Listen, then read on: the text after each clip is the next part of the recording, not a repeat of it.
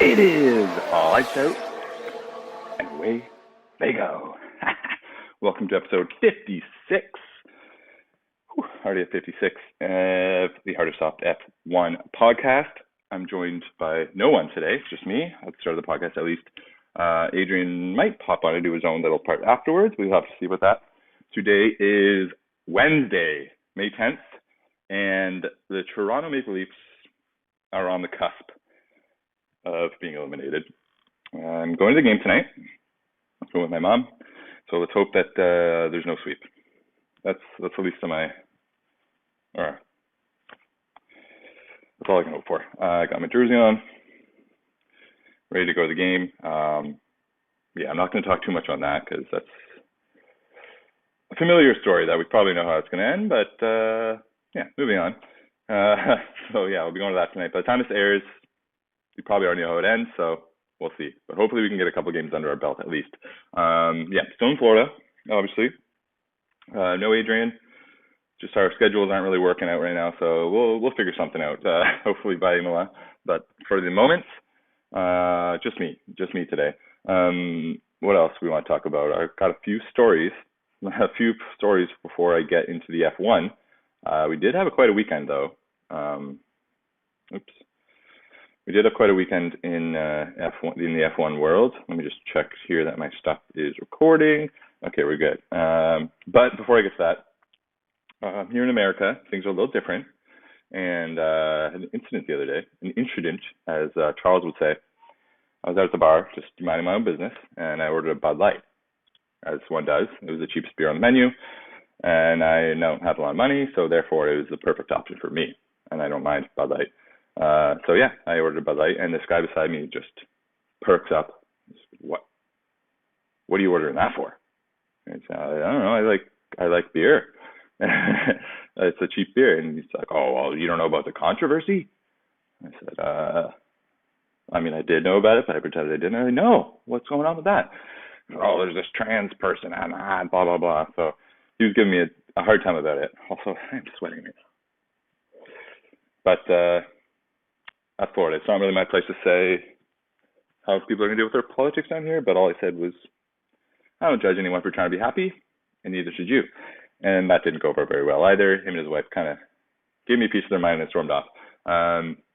So if you're ever going to Florida, just be careful of the Bud Light scoundrels. As I said, I'm flying solo this week, like Amelia Earhart, and hopefully Adrian will put something in. I don't know yet, but other than that, what else have I been doing while I've been down here? I saw Daniel Ricciardo, not the real Daniel Ricciardo, but I saw a honey badger at the zoo. I went to the Naples Zoo, the best zoo I've ever been to. Unbelievable. I'll put in the little video of a little honey badger bouncing around. It does have a kind of a similar demeanor to Daniel Ricciardo, just kind of hippity hops. What else have I been doing? I saw the movie Air last night, the Nike movie. About Phil Knight. Really wasn't actually about Phil Knight. I thought it was going to be about him because like the book that he had, Shoe God. But just an incredible movie. So I would highly, highly recommend anyone out there to go see that. It had like a great soundtrack. For anyone born before 1990, I was born in 1991, but anyone before then, if you were born in like the 80s or 70s or the 60s, like I'm with my mom, it must have been so nostalgic for people because they have great montages of stuff in the 80s, and it was just a great movie all around. It's one of those movies that you'll laugh, you'll cry if you're a little emotional like myself. Everything, just goosebumps a lot of times in the movie. It's just a really, really great story, and the character that Matt Damon plays was amazing. So it gives you a really cool insight into a lot of the behind-the-scenes stuff, kind of how Nike built their basketball department, and also just what they had to go through to get Michael Jordan, because at the time they were light years behind Adidas and Converse in terms of getting players. So they had no chance really to get Michael Jordan, but just the way they went about it, really, really cool. And obviously we got Air Jordan out of it, and now it's just like the biggest selling shoe of all time. So really cool movie. I recommend that very, very much. But in terms of my stuff, I'm not going to talk too much more about myself. I'll wait for Adrian to get back so we can kind of, it's easier to talk about yourself when you're kind of bouncing off another person. So we'll go more into that stuff when Adrian's back. However, speaking of Adrian, it's his turn to do the punishment wheel. I got the punishment wheel last week because Checo won. I was honestly hoping Checo would win again. Like, I'll take these punishments every week if Checo can win because I've had enough of Max Verstappen. Just going to say it. But that's okay. So this week, Adrian, you're on the punishment wheel because Maxi Boy won again, despite starting 9th, despite Checo starting on pole. So I have made a spin wheel. I'm going to take a video of this quick so that Adrian believes me. I've got a couple items. I added a new one this week, dealer's choice. So if it lands on that, I just get to choose whatever I want you to do. I've got full Miami GP. Got full Miami GP. So dealer's choice, full Miami GP.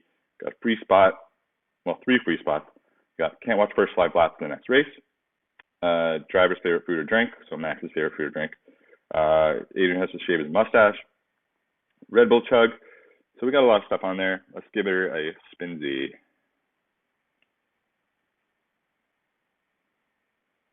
Dun, dun, dun, dun, dun, dun. Whoa.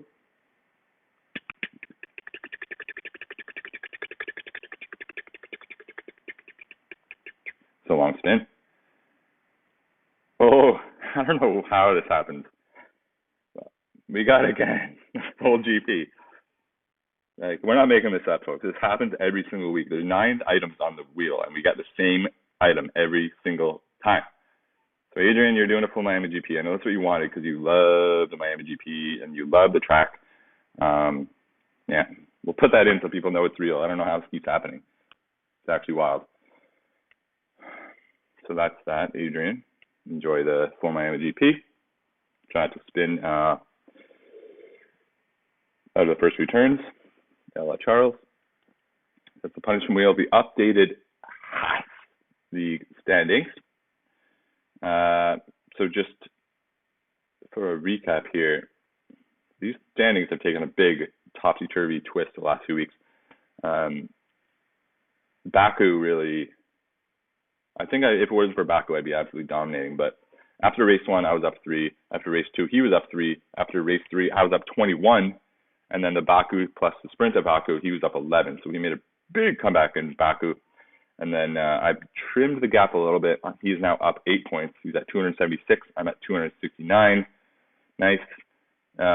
He is carried by, of course, Sergio Perez as his second choice. Charles Leclerc, his first choice. Still not looking great, but I mean, Fernando Alonso and Sergio Perez really carrying him, and I'm obviously carried by Max. And a combination of Lewis and George. So, I don't know. I mean, he offered me his whole team from, other than Leclerc, Perez, Sainz, and Alonso, he offered me his whole team for Lance Stroll. And looking at it now, I don't think anyone on my list is going to be getting points other than, even if the McLaren's too late for them. Yeah, I'm going to say no to that. But, I did my math wrong. 7 points. 76 minus 69 is 7, not 8. So Adrian's up by 7 points after 5 rounds of 23 plus sprints. So a lot of ways to go, but considering how the draft went, I thought I'd be pulling away. But Checo kind of keeping pace with Max a little bit, and Fernando Alonso just bumping in thirds every week. That'll do it. That'll keep you in the game. So there's that. But yeah, let's move on to some actual F1 talk. I know people don't want to hear that much about our league necessarily. So, one more thing. Oh no, I'll bring that up later. Sorry, it's a little harder to do an episode by yourself. You know, you don't have time to think. You just gotta roll the punches and hope that you made good episode notes. So here, moving on to this story. So obviously the Adrian Newey saga, with him being the best, by far the best. Well, maybe not by far, but clearly a talented, one of the best of all time in terms of designing cars, and especially with the new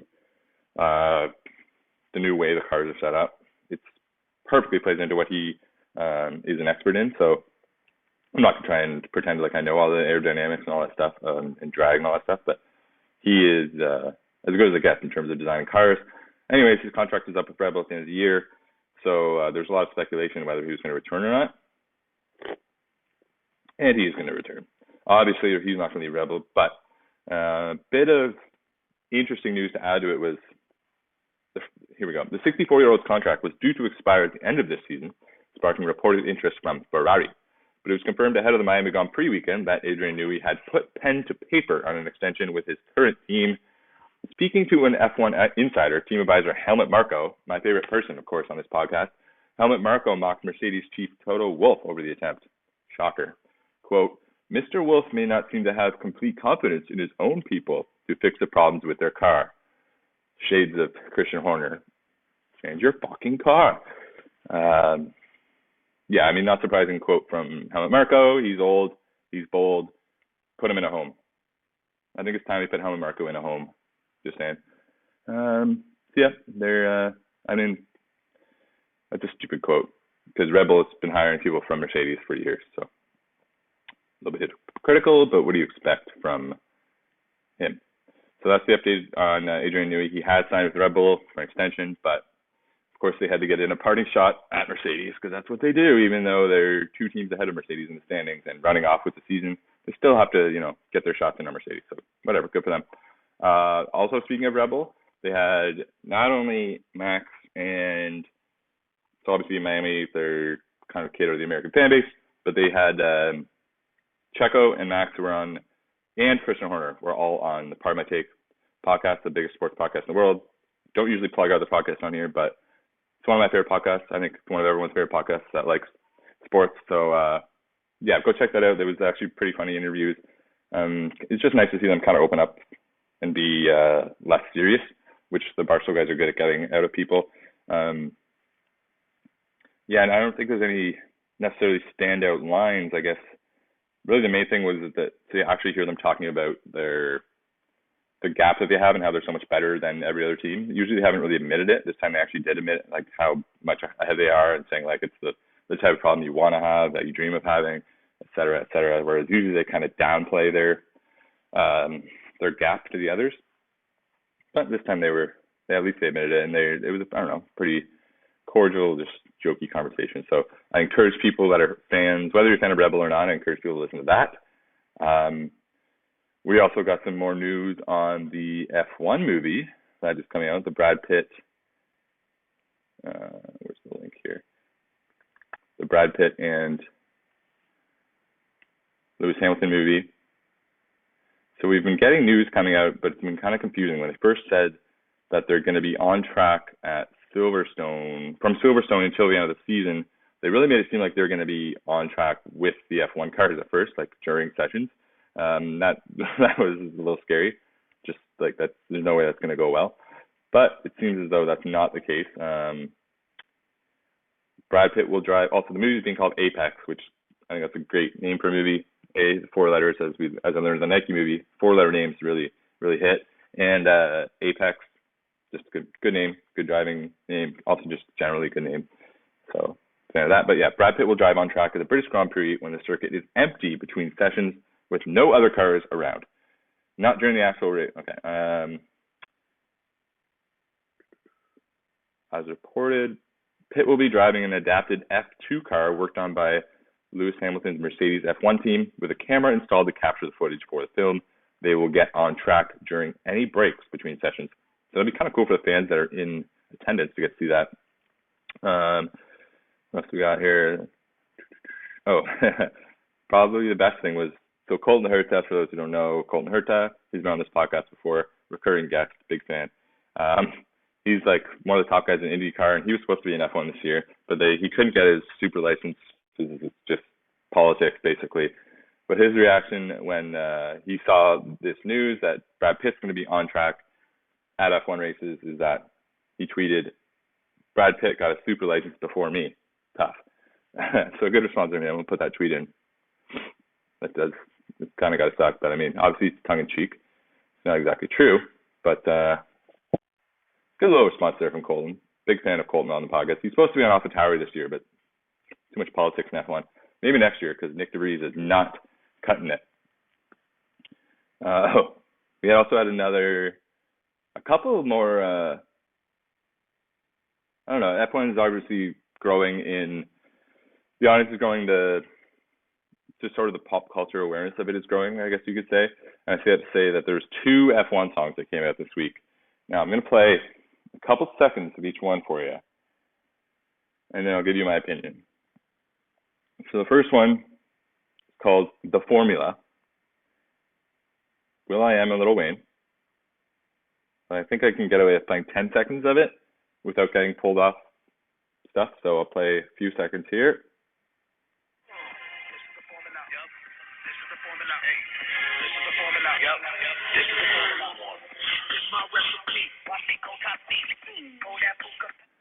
That's basically that. And then there's the other one. You can obviously look these up and listen to both songs by yourself if you'd like. So that one's called The Formula by will.i.am and Lil Wayne. And then there was Cape Coast, and by IDK. I'd never heard of him, but he was on the Grid Walk, and he shouted this song out. He's got Martin Brundle's, or Crofty's intro in there. So let's play that. If you want to be around, the consequences could drown. If you want to be a parent, then never fall for. Things like that, and then at the very end of the song,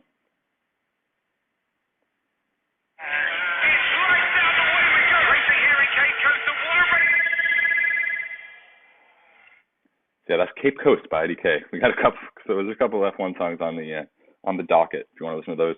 My opinion, Cape Coast song, catchy with the "It's Lights Out," but not really that great of a song, to be honest.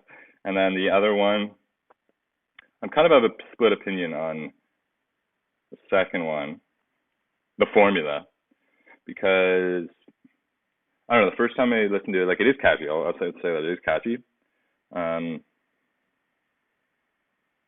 on here. It is catchy, but it's a little weird. Like, so there's a lot of things about it. Like they do mention like Lewis Hamilton and Max Verstappen and stuff like that, but they also like keep saying like stay in your lane, and like there's not lanes. I mean, I don't know. It's just sort of a weird. There's a couple of moments that are just laugh out loud bad in that song, and then there's some moments that are pretty cool. So I don't know. I'm still kind of split on that. It's growing on me a little bit because it is catchy. They're both pretty catchy. So yeah, check those ones out because you don't really get much pop culture F1 stuff, I guess you could say, for lack of a better term. But on from that, pull up back to my notes page here. Ooh, the Red Bull livery. So interested what other people think of this. I mean, I do think, as someone that saw it in person, I do think the livery looks nice. I like the kind of Miami vibe that they had, but I can't help but think that there was more creative and better designs than that. I mean, I think they did like a fan design thing.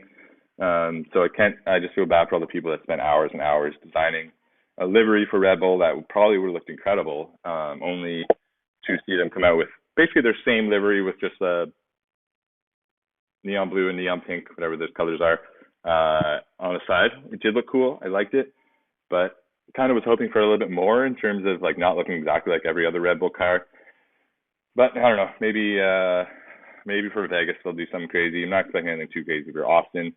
Given this, they'll probably just have a red, white, and blue stripe in Austin. But I don't know, maybe in Vegas they'll go all out.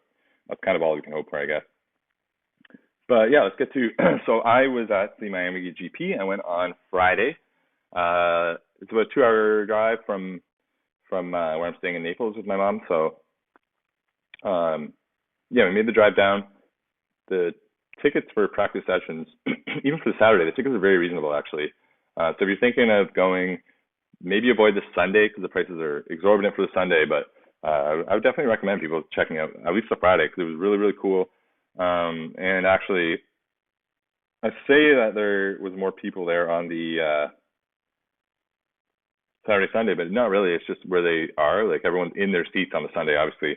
On the Friday, a lot of people were walking around, like checking things out, going to their seats during the practice sessions, maybe for half of it, just walking around the fan village. There was so much, but the confirmed attendance for the Miami GP, Friday, 89,427, Saturday, 90,298, Sunday, 90,766.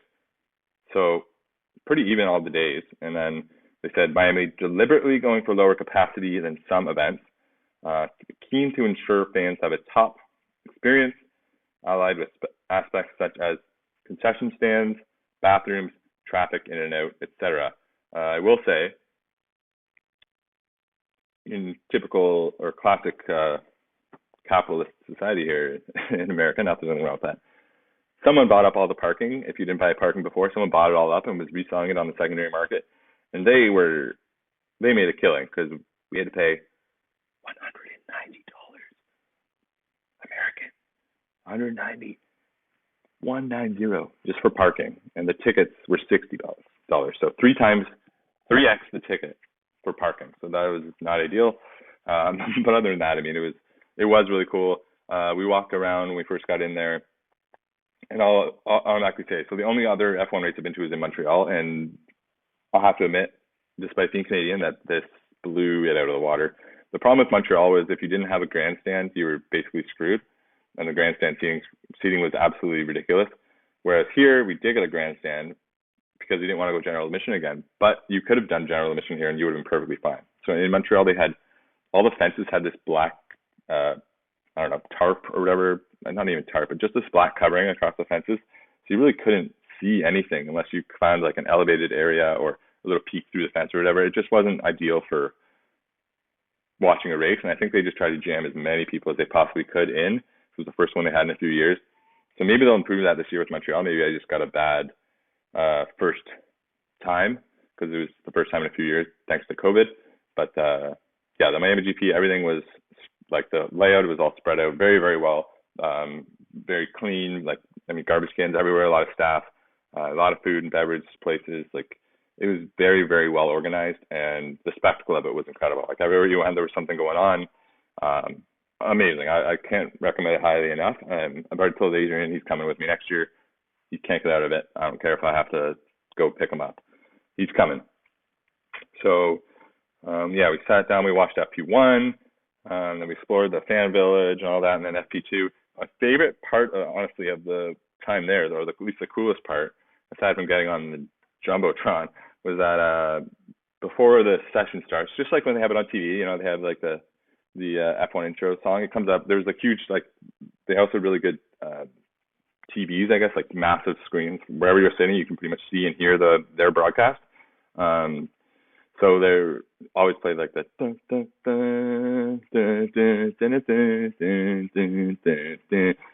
intro with all the drivers. Just basically what they play when you turn on F1 TV or any F1 race. You know, where George has his like this pose. And that was playing, but for every driver that came up, all the crowd was giving their reactions and yelling. So I know Lewis came up, he was like, yeah. Perez got a huge cheer.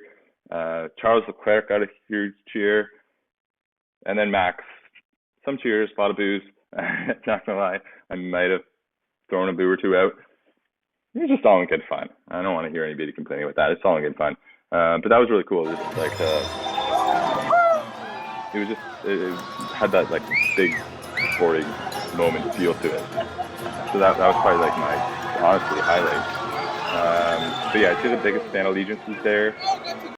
Checo, number one. I would say Checo had the most fans. Now that's probably like because of the Miami's Latin community, I guess you could say, like the proximity to the border and everything.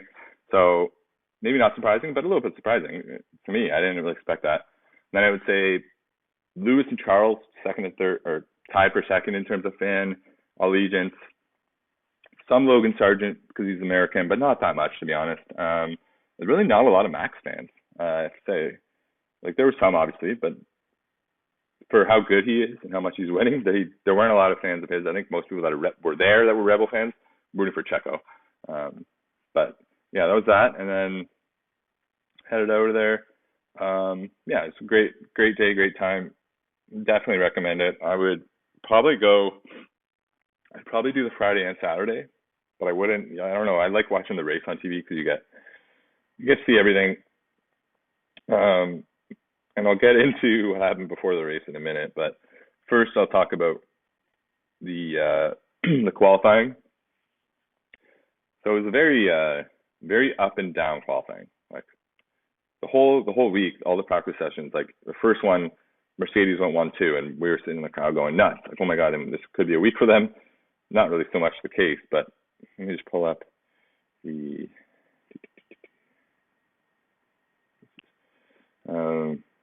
Yeah, not really the case. FP2 and FP3, they dropped down the board. But in qualifying, there seemed like there was just mistakes left and right. It was a very topsy-turvy grid. Now, it was obviously because Charles crashed near the end of qualifying, so a lot of people, including Max, well, two guys didn't end up getting any a lap in. So Max started ninth, but okay, qualifying. Yeah, qualifying, we had Perez first, Alonso second, Sainz third, Kevin Magnussen fourth, Pierre Gasly fifth, and then Russell, after both Mercedes barely squeaked through Q2. Sorry, they barely squeaked through Q1. Lewis didn't get through Q2. Russell barely did, and then he got sixth because of the timing he went out. Charles Leclerc seventh, Ocon eighth, Max Verstappen ninth, which was shocking. Bottas 10th. Yeah, Lewis Hamilton 13th, Lando 16th, and unfortunately the American Logan had to start 20th, which wasn't great. And Lance Stroll 18th. Just shocking qualifying up and down the board. But it did make for a lot of excitement going into the race because it's like, okay, anything can happen here. Max is coming from 9th. Lewis is coming from 13th. There's a couple of mid cars right at the top there, Magnussen and Gasly, that I don't know. It seems like if there's any incidences, then this race could be crazy. But I guess for maybe, I don't know, I've seen different numbers. I'm going to say 12th time ever race that there was no safety car, no DNF, no virtual safety car, no stoppages. Every single driver finished the race.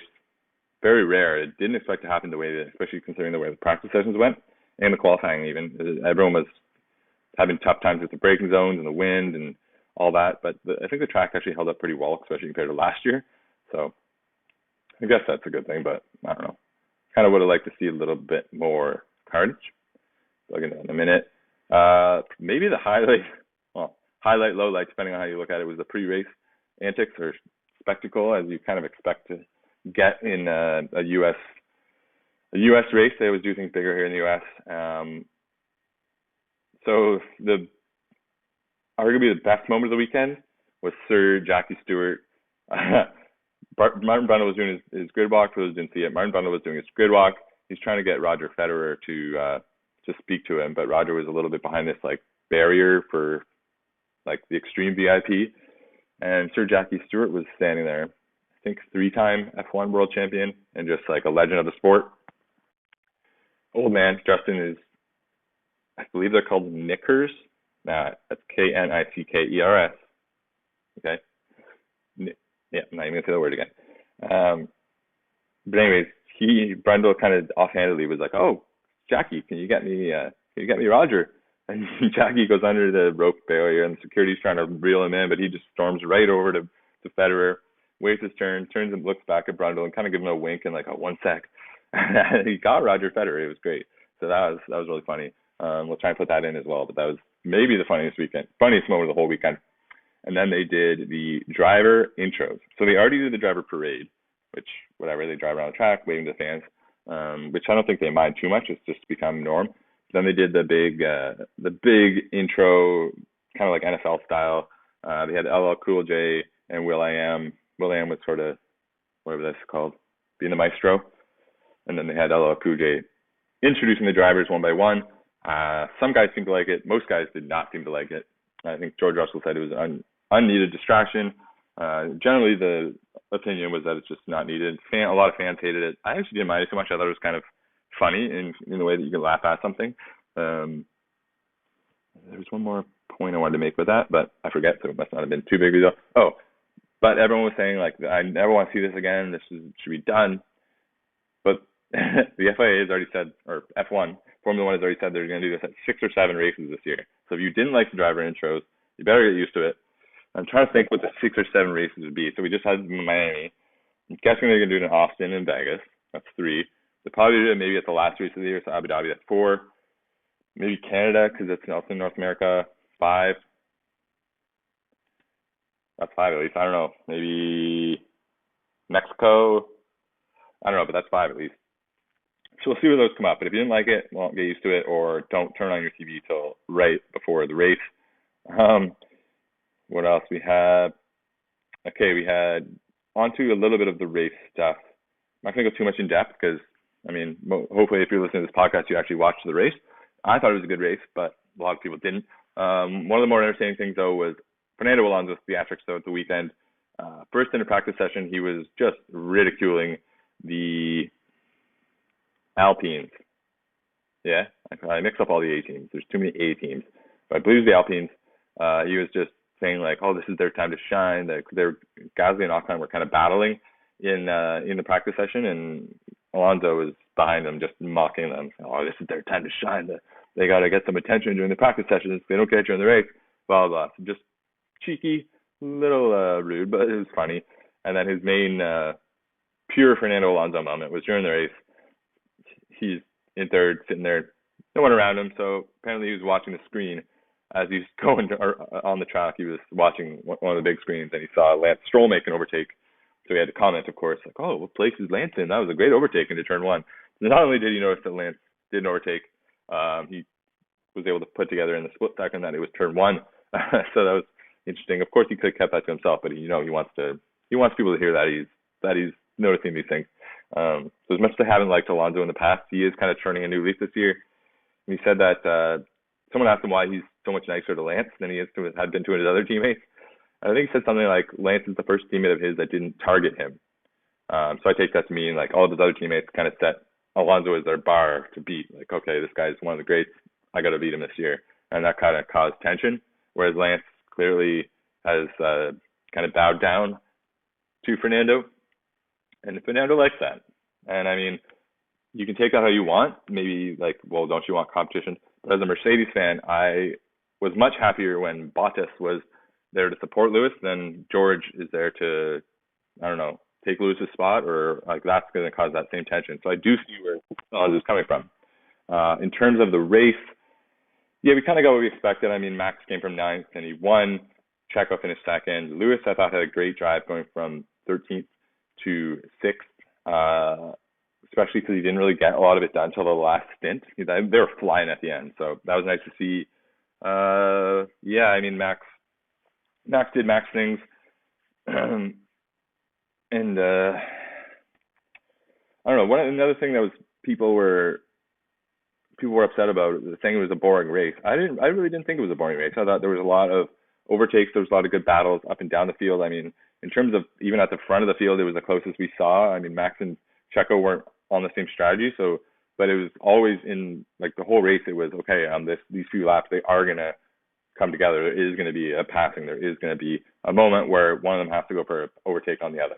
And we got that. I mean, Max did it pretty easily, but if he didn't have a perfect stop, or if Checo's tires didn't kind of degrade in his first stint, I guess you could say, it might have been closer. I was hoping Sergio was going to be able to pull out the win, but Max got it done. But in terms of people saying it was a boring race, I mean, I'm looking at the overtakes. Bahrain 37, Jeddah 36, Australia 29, Baku Sprint 20, Baku Race 23, Miami 60. So triple, that's a sprint, but double Australia, pretty much double a couple of the other ones. So, I mean, maybe the TV direction didn't just show it. I didn't think that was a problem. I thought they did a good job on the broadcast because they had to show the battle up front. They showed a lot of Lewis passing through the field. They showed a couple guys with Yuki and I want to say Oscar had really good starts. They showed. So I don't know. I thought all in all, it was a pretty good job in terms of the broadcast. And I thought the race went good because last year it was a shit race. The track was horrible. It just wasn't good. Whereas this year I thought everything went pretty smoothly. The track itself was a lot smoother. No, I just thought it was a pretty good race. Maybe even the best race we've had this year. I know it's not saying much because it's been a lot of shit for us F1 fans, but I don't know. I thought it was good. So I'm curious what other people are going to think about it. Let me know. In terms of my hard and soft of the week, got a couple nominees because usually Adrian and I bounce these back and forth off each other. My hardo of the week has got to go to Alonso.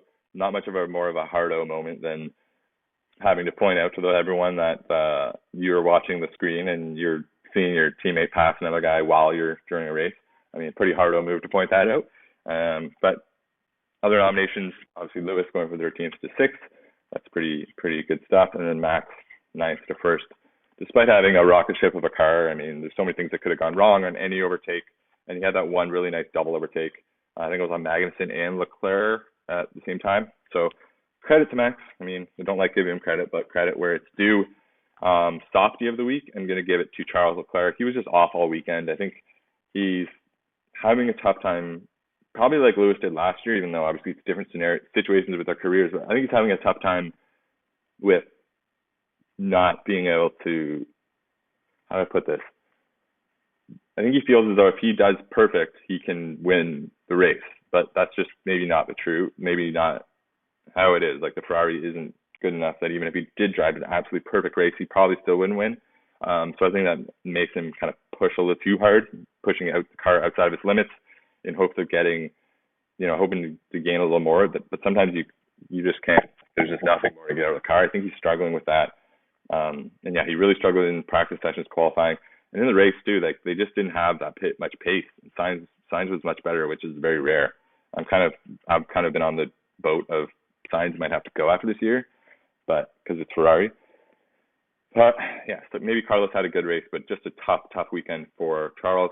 And I got to give a little bit of the softie to the F1 fans for just ragging on everything this weekend. I mean, I know a lot of Europeans don't get the whole US thing, but I wrote people saying like this race should be off the calendar. No, I mean, for only the second year, I think they improved immensely from the first year.